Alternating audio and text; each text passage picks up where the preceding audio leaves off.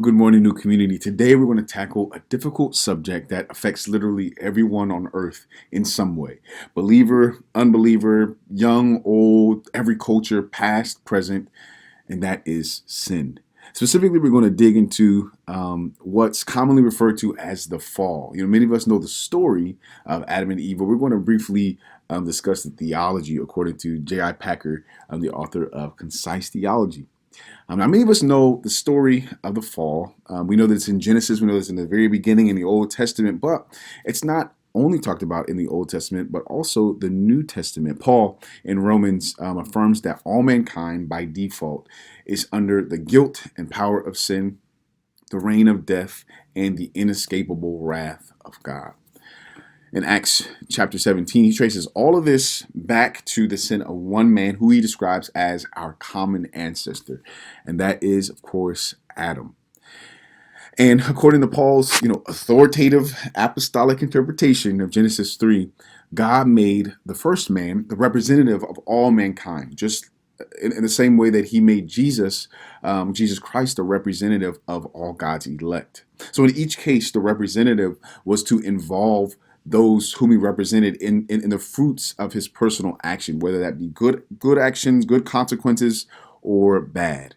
Just like a national leader, might involve his people. It would involve his people in the consequences of his action when, for instance, he's declaring war. Similar.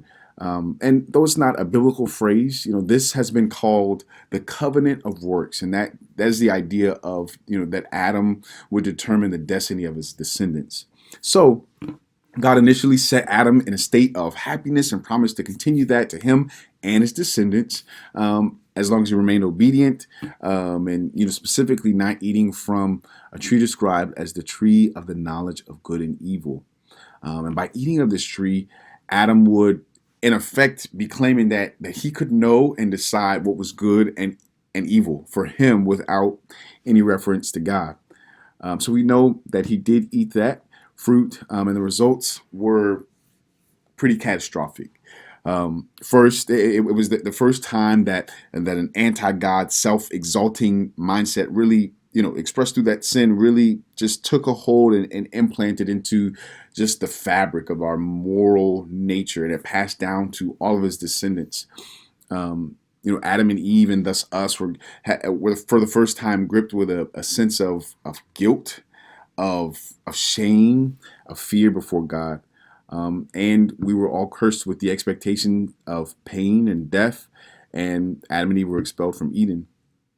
But we know there's good news. Even there was some hint at that good news back in the garden, where God showed them mercy and made skin garments to cover their nakedness, which kind of pointed to Jesus and his sacrifice to cover us. And he also promised that the woman's seed would one day break the serpent's head, which, of course, we know is foreshadowing Christ. But it's significant that we talk through this story.